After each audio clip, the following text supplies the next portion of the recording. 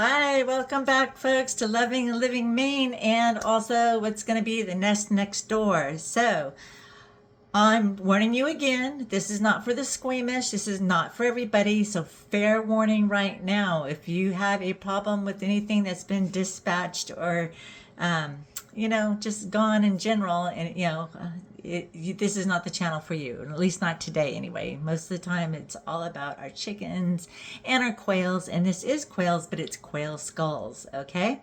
And this is the end of the process because I showed you guys before. And by the way, I lost my gimbal. I have a new one coming, so I'm having to do this the hard way by propping up my phone. And, this is a little bit challenging, but I wanted to finish this up because we are getting close to Halloween or Harvest Festival or, whichever that, people like to celebrate.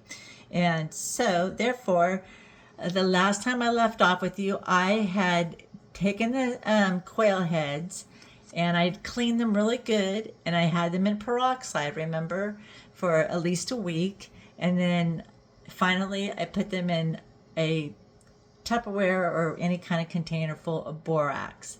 Now, they've been in this borax for at least 10 days. I don't know that it really has to be that long, but that's how long it ended up being because of my circumstances, which is okay.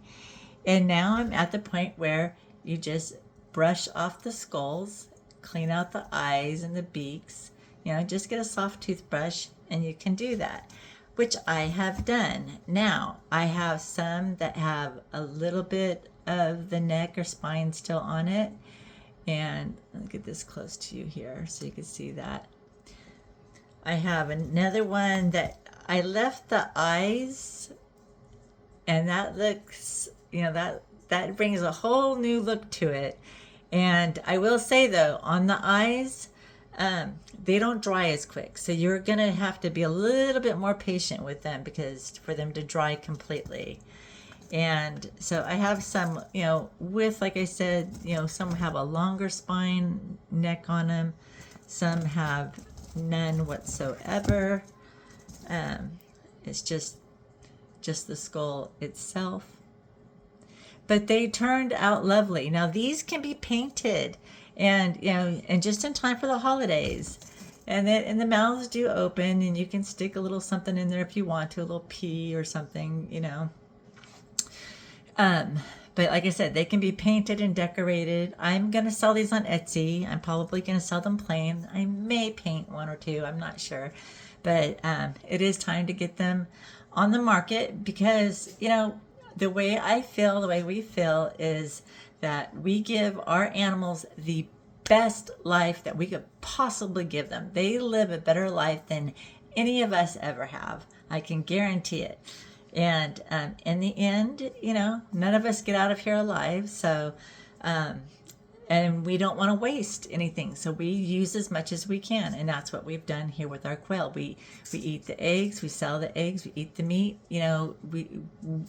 and now we have the skulls. So there's also feathers. I mean, there's so much you can do with quail, and quail is very tasty, very high in protein, really good for you. I mean, it's a win-win all the way around.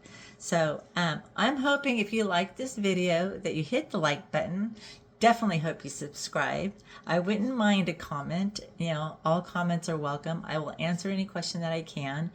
I have like over 10,000 views, but I have like 74 subscribers. So that makes it very challenging to keep going on YouTube. But if you appreciate or like anything that I'm doing, feel free to say so. And if you don't, feel free to say so too. It's not going to hurt my feelings because I'm going to go on living my life the way I feel is necessary to live where we live. It is technically off the grid, and we're farmsteading, and we're loving it, and we're older. It can be done. It doesn't matter what age you are. It can be done, and it doesn't matter if you don't have any experience because we're figuring out most of this as we go. So, all right, folks, I've talked enough. You guys have a good one.